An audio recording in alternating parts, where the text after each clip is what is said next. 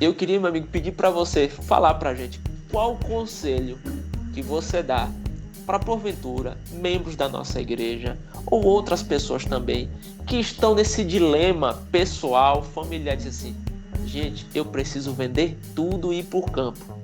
E aí, pessoal, quem tá falando aqui é Juliano Teologia de Esquina, e o nosso bate-papo de hoje é sobre essa tensão entre viver na cidade ou viver no campo.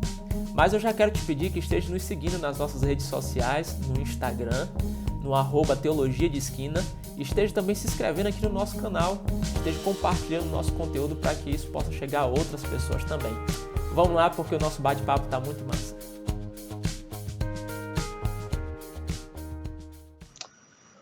Wendel, seja bem-vindo ao Teologia de Esquina. Se apresente para a gente. Tudo bem, Juliano? Todo mundo que está acompanhando a gente, obrigado pela oportunidade da gente poder conversar um pouquinho. Sou o Wendel Lima e sou pastor e jornalista. Terminei recentemente um mestrado em Ciências da Religião na Universidade Metodista de São Paulo e anteriormente fiz uma pós-graduação no UNASP na área de missiologia. Eu trabalho há 11 anos na Casa Publicadora Brasileira, sou pastor ordenado, comecei meu ministério como capelão e professor de ensino religioso num colégio em Curitiba e há 11 anos, como eu disse, estou aqui como editor de revistas na CPB, trabalhando basicamente com duas revistas. Revista Conexão 2.0, que é uma revista para jovens, que vai para o ensino médio da Rede Educacional Adventista, serve como material paradidático, uma revista trimestral, dessa eu sou editor. E a Revista Adventista, que é uma revista centenária, a revista oficial da igreja, e essa eu sou editor associado, né, desde que eu cheguei também. Então, basicamente, esse é o trabalho que eu realizo.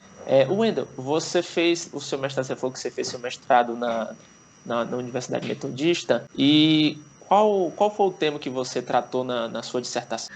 Então, aí meu objeto de estudo, né, o que eu olhei foi uma tensão que eu identifiquei lendo um trabalho de um outro colega, também pastor adventista, uma tese dele, de que há uma tensão histórica no adventismo entre campo e cidade. O que significa isso? Significa que nós somos uma denominação que nascemos no contexto rural norte-americano, do século XIX, mas que somos uma igreja que nos desenvolvemos no contexto da cidade. Como parte da nossa mensagem, e aqui pensando especialmente na produção e na contribuição do pensamento de Ellen White, nós temos um ideal, né, uma busca de vida no campo, de vida saudável, de prática de uma reforma de saúde, 8 remédios naturais, enfim. Isso é um elemento muito importante na nossa teologia, inclusive na nossa missão. Ellen White vai colocar como um braço direito da terceira mensagem angélica, né? Mas esses elementos, eles se tornam, parece que incoerentes ou paradoxais quando a gente pensa num mundo que se desenvolveu na cidade nos últimos 150 anos, né? E de uma igreja que também se desenvolveu na cidade. Então, como lidar com essa tensão de uma origem com um ideal rural, mas com uma realidade que é urbana, né? Então a igreja parece ter ficado nessa balança entre o ideal que ela planejava no seu início, mas a realidade do mundo que ela tem diante de si, né? E esse mundo ele é um mundo urbano. Então eu procurei entender um pouquinho essa relação de tensão. Essa tensão ao longo da história do Adventismo, ela foi mais, vamos dizer assim, mais tensa em alguns momentos, mais amenizada em outros. Ela foi marcada por mudanças institucionais. Aqui no Brasil, por exemplo, nós tivemos a mudança de duas instituições na década de 80. Uma delas, especialmente a Casa Publicadora, onde eu trabalho, a justificativa dada foi exatamente a leitura sobre os escritos de Ellen White, né, desse afastamento da cidade como um lugar de juízo, desafio à moralidade, de tentações, né?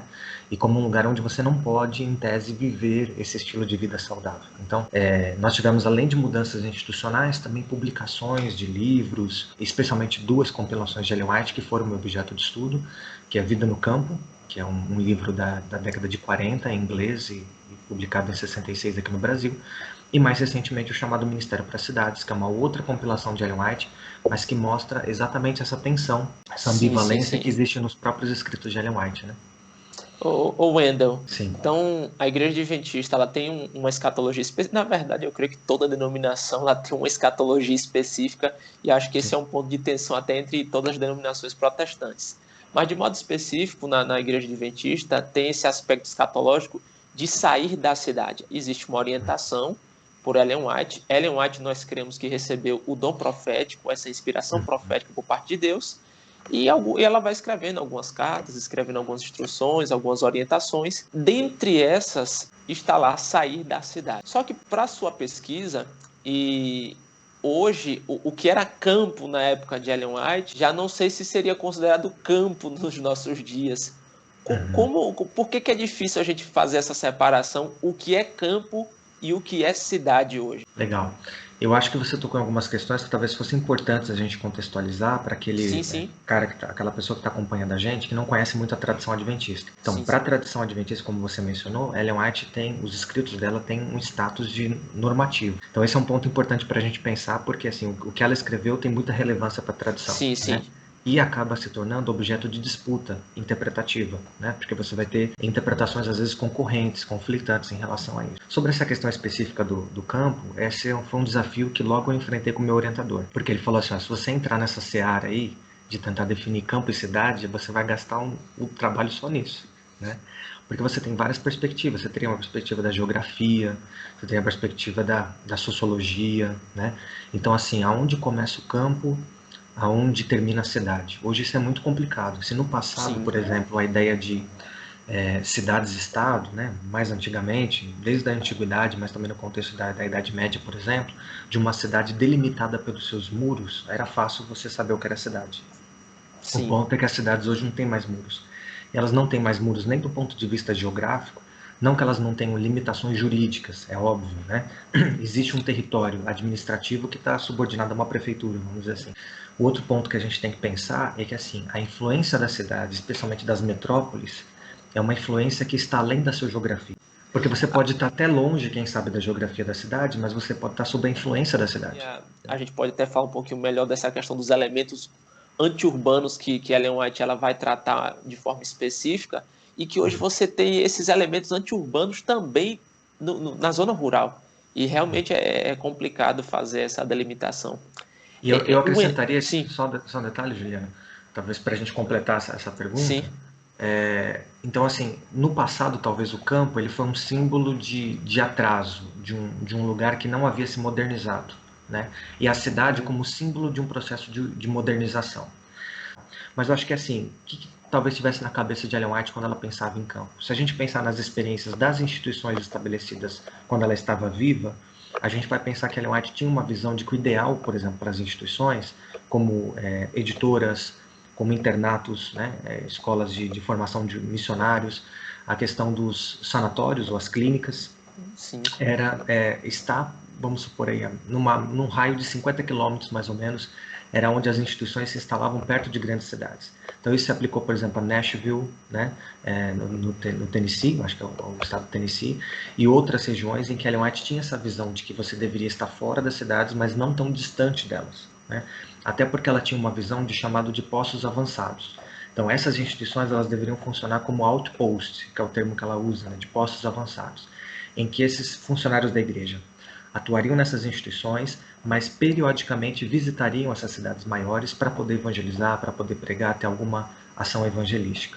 O ponto aí que já vai na sequência, talvez, é a gente pensar que muitos dos escritos que são tidos como anti-urbanos no pensamento de Ellen White são escritos que são direcionados exatamente para essas instituições. Ou seja, quando Ellen White geralmente fala de sair das cidades, ela está falando de instituições que devem estar fora das cidades. Ela não está falando necessariamente dos adventistas ou a igreja deveria se desenvolver fora da cidade. Então essa é a confusão que acontece. E por que isso acontece? Porque se forma ao longo do tempo de qualquer movimento religioso uma tradição. E a tradição tem esse elemento de dar certo parâmetro, e também de comunicar um certo padrão de pensamento e de comportamento de uma geração para outra. Então não tem como a gente pensar no movimento religioso sem a formação de uma tradição.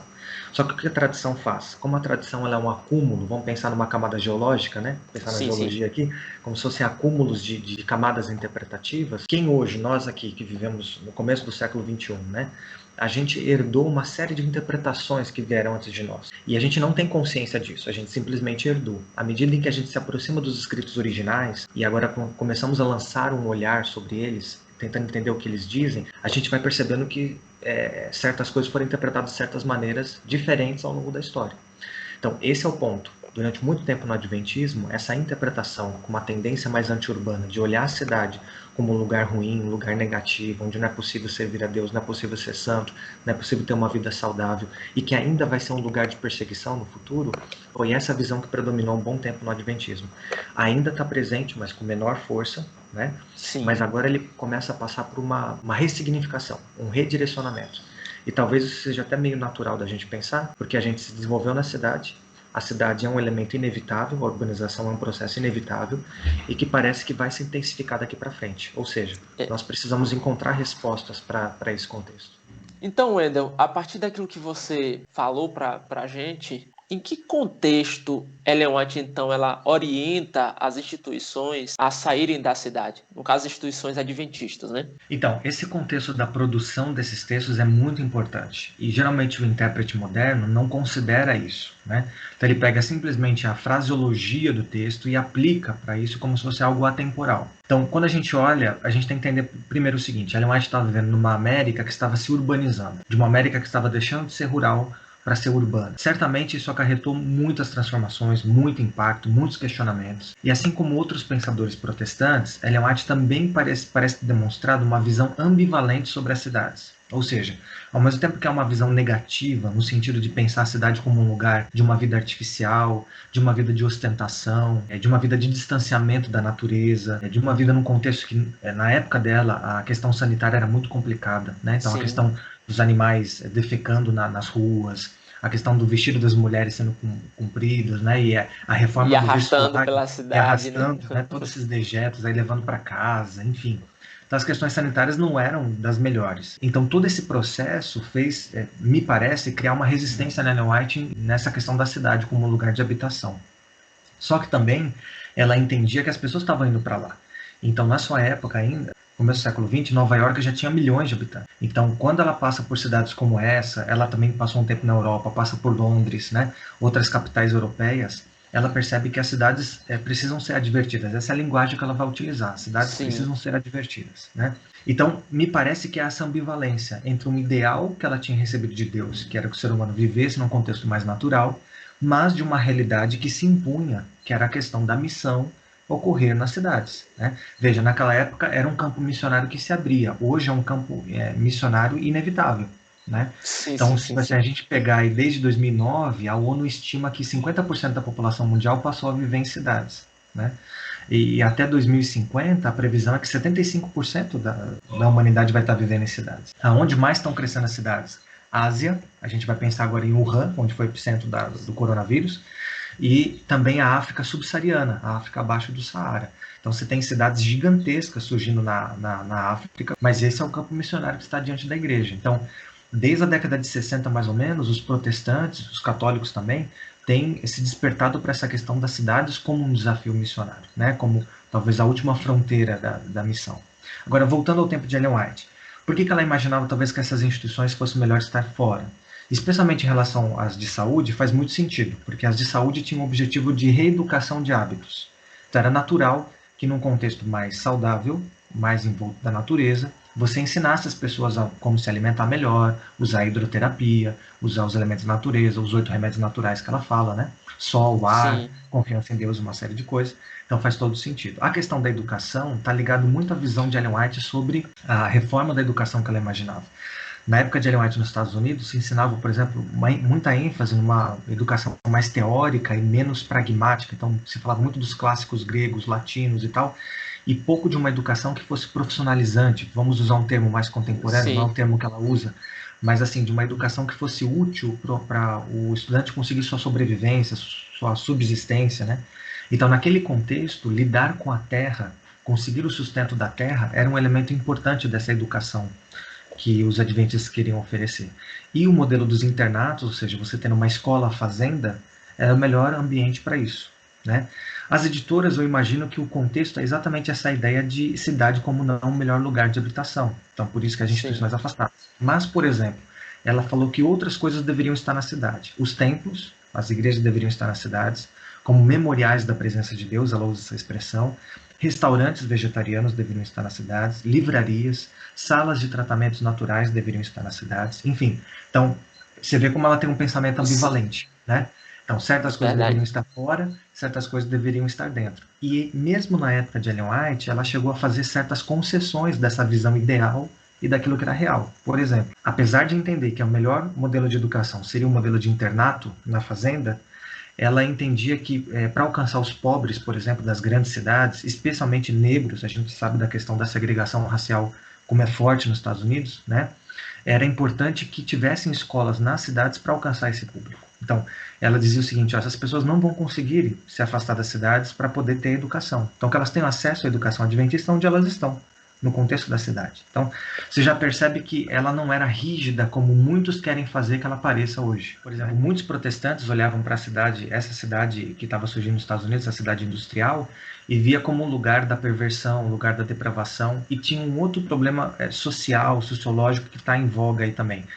As cidades americanas estavam recebendo imigrantes europeus, especialmente da Irlanda e Itália, e eles eram católicos. Então, para um país até então majoritariamente protestante, os hábitos católicos na cidade, por exemplo, como beber, como dançar, que para a tradição puritana eram vistos como muito negativos, então a cidade acaba se tornando um lugar desses vícios, né? desse tipo de prazer, desse tipo de entretenimento, né? Então a gente percebe isso refletido também nos escritos de Ellen White, quando ela fala, por exemplo, da preocupação com a educação dos jovens no contexto da cidade, né?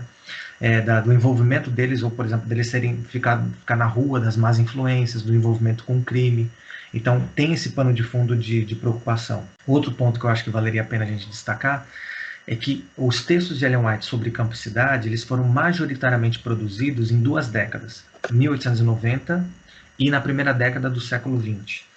Qual que é o contexto denominacional, né, dessa produção desses textos? Então, primeiro, a gente tem que pensar que nas décadas de 1880 e 1890, a gente tinha uma iminência de um decreto dominical nacional. Então, havia pressão de protestantes para aprovação de um decreto dominical nacional. Ele foi aprovado em alguns estados, a gente teve prisão de alguns adventistas, né, por trabalharem, serem pegos trabalhando aos domingos, né?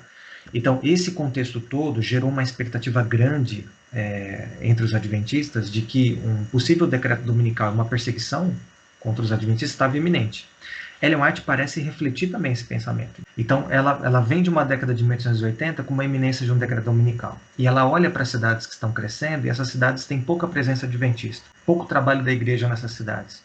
Então, parece ter uma aflição, vamos dizer assim, no coração de Ellen White, que ela pensa assim, olha, Jesus está para voltar, o decreto está para ser assinado, mas tem algo incoerente. A gente ainda não pregou o evangelho para as cidades. Então, as cidades não foram advertidas ainda. Então, como que vai acontecer isso se o evangelho não foi pregado ainda? Né? Só que o que acontece? O decreto dominical ele não se confirma, e o que fica diante do desafio da igreja é a pregação nas cidades. E aí tem um outro ponto também que eu tenho conversado com os colegas sobre isso. A gente não pode exigir do profeta de ele enxergar além que Deus não mostrou para ele, sobretudo o que tem que ver em relação ao futuro. Então, se a gente pensa em Daniel, a limitação que Daniel teve para compreender as profecias de longa duração que foram dadas para ele. Sim. E se a gente pensa em Ellen White, assim como outros profetas bíblicos e outras gerações de cristãos, ela acreditava piamente que Jesus voltaria em seus dias. Então, quando ela olhava para a cidade, ela não pensava na cidade para mais 100 anos para frente, como que aconteceu. A gente está 105 anos da morte de Ellen White, né? Então, ela não olhava para frente imaginando que a África ia se urbanizar, que a Ásia ia se urbanizar. Eu nem sei se ela enxergava essas extensões do globo, né? Já que o contato que ela teve foi mais Estados Unidos, Europa e Oceania. O senso de iminência dela de advertência para as cidades está muito vinculado a essa noção de que Jesus voltaria muito em breve dos seus dias. Ela não contava com o fato de que se passariam 105 anos no mínimo desde a sua morte. Então isso muda também o modo como a gente lê os escritos. A gente vai ver senso de urgência nos escritos dela? Sem dúvida alguma, né? Vai ver um certo alarmismo, vou dizer assim, saia logo? Sim, mas isso tem que ser lido num contexto, porque senão a gente vai querer fazer já as malas e vai querer ir embora amanhã, né? Tem que pensar assim. E a dificuldade, e quando a gente vai parar para pensar nessa questão específica que você está falando, porque existe o senso de urgência no caso que vai, mas qual é o contexto? E se a gente pega e tira do contexto, você tem aí uma boa parte de famílias que não teriam condições de poder comprar hoje uma terra afastado da cidade. Então, até para quem está acompanhando, nosso objetivo aqui não é nem dizer você que está no campo consegue estabelecer sua vida no campo e dizer assim, ó, venha para a cidade, porque a cidade não é disso que a gente está tratando, nem está dizendo para você que vive na cidade, você tem que ir para o campo.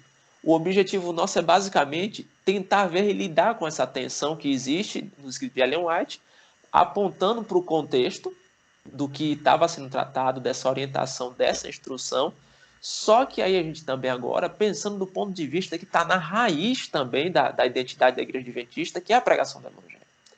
Eu queria, meu amigo, pedir para você falar para a gente qual o conselho que você dá para, porventura, membros da nossa igreja ou outras pessoas também que estão nesse dilema pessoal, familiar, diz assim, gente, eu preciso vender tudo e ir para o campo. Outras pessoas vão dizer bem assim, meu Deus, como que eu vou fazer? E ela vai sentir aquele sentimento de culpa, dizer assim, nossa, eu não tenho condições financeiras para poder ir para o campo, como que eu posso viver esse ideal agora? E às vezes se esquecendo de um ponto específico que a Bíblia vai orientar. Meu amigo, pregue o Evangelho, multiplique o reino de Deus onde você está. Qual conselho você daria para essas famílias, pessoas que vivem esse dilema? Eu acho que a tua fala, o fim da tua fala já é uma resposta, né? Mas eu quero terminar com essa tônica que você deu e eu quero só talvez colocar alguns pontos para se pensar. Primeiro que é o seguinte, talvez esse novo anseio por sair da cidade tem que ver com a pandemia, mas o principal elemento do meu trabalho é mostrar o seguinte, quais são os fatores que catalisam, que reativam essa tensão campo-cidade no Adventismo? O principal elemento que eu percebo é a questão escatológica. Quando um evento é interpretado como um sinal claro da volta de Jesus, da iminência da volta de Jesus, isso gera de novo no Adventismo um grande anseio por sair das cidades. Isso aconteceu no contexto da Segunda Guerra Mundial, é por isso que o livro Call to Living, Vida no Campo, foi lançado nesse contexto, né? E a gente tem agora de novo, por causa da pandemia, isso sendo reacendido. Passando a pandemia, e se mais tempo durar esse mundo, e outras coisas ocorrerem, e também forem interpretadas como isso, de novo a gente vai bater um papo desse, se nós estivermos aqui. E aí você vai falar assim, Wendel, tem gente querendo sair de novo. Eu falei, não, beleza. Por quê? Porque esse é um problema permanente do Adventismo, é uma tensão permanente. Então veja, eu disse, ele está mais fraco hoje. Por que ele está mais fraco? Porque a gente já está na cidade há muito tempo. Porque para boa parte das pessoas, talvez elas já entenderam que tem que viver na cidade. Talvez muitos jovens nem pensarem em sair da cidade, né? Talvez isso seja mais uma realidade para quem está se aposentando, por exemplo, que é uma vida mais tranquila, né? Ou para quem tem condições, por exemplo, quem é da classe média alta, consegue redirecionar seu trabalho, fazer um trabalho home office, consegue empreender, mudar o seu negócio. Ele tem um negócio na cidade, vai ter um outro negócio no campo, ok? E se essas pessoas acharem que isso é o melhor para a sua vida, para a sua saúde, para a sua espiritualidade, né? Faça o que é melhor. Ore ao Senhor, tome uma medida com cautela, calcule prejuízos e benefícios, né? O custo-benefício dessa mudança. Sim. E se isso for melhor, faça. E é o que você disse, seja bênção onde você for. Se a gente pensar que nós temos no país 5.570 cidades, municípios, pelo menos um terço, talvez, desses municípios não tem a presença adventista. Então, ora, existe um grande campo missionário também, né?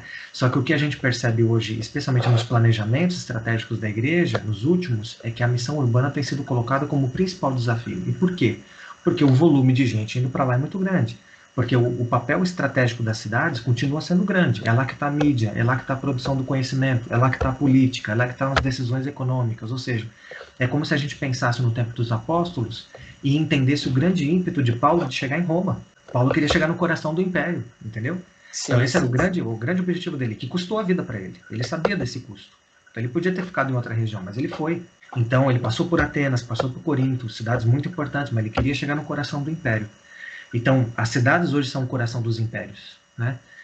Então a nossa presença lá, nosso testemunho lá é muito importante. Então, primeiro ponto que eu acho para a gente pensar, se você acha que é o melhor caminho mudar, faça isso pelos motivos corretos, faça isso sem sentimento de culpa ou sem apreensão em relação a uma possível iminência da volta de Jesus. O senso de iminência da volta de Cristo é algo que está sempre no nosso coração, mas a pandemia não pode ser enxergada como o sinal do fim. O sinal do fim é a pregação do Evangelho a todo mundo e é o próprio Cristo aparecendo. Se a gente ler Mateus 24, a gente vai ver que o sinal que Jesus dá, o único sinal que ele dá é o Filho do Homem aparecendo nas nuvens do céu. Verdade. Então, Então, esse é um ponto importante para a gente pensar. Segundo ponto importante para a gente pensar, quem está na cidade e não consegue sair da cidade, talvez porque não tenha condições e porque gostaria de ter mais qualidade de vida, e veja, não são só os adventistas que querem sair da cidade. Você pode perguntar para qualquer um, quem não quer trocar 2, 3 horas de trânsito por dia por poder trabalhar em casa ou por poder trabalhar bem perto de casa? Quem não quer trocar a poluição, quem sabe a violência urbana, por um lugar mais tranquilo? Então, tem muita gente querendo fazer esse processo de transição, mas nem todo mundo pode. Esse que é o lance. Então, entre uma medida impensada, que vai gerar desproteção para sua família, que vai gerar falência financeira, que vai gerar uma série de problemas, você tem que pensar com cautela nessa questão. E não permitir que nenhum discurso alarmista, sensacionalista, descontextualizado dos escritos de Ellen White, gere no seu coração um senso de culpa. De você pensar assim, poxa, eu não estou sendo fiel a Deus, porque Deus tinha outra coisa para mim. Deus tinha outro plano para mim, né? Então vamos lembrar aí a tua fala final. Se nós estamos na cidade e Deus nos colocou ali, porque essas são as condições da nossa vida, nossa sobrevivência, nossa subsistência está ali, Deus nos chama a sermos sal da terra e luz do mundo onde nós estamos. Então aí eu acho que, para terminar, Juliana, a gente pensa o seguinte, essa tensão campo-cidade pode ser uma vantagem para o adventismo. Em que sentido?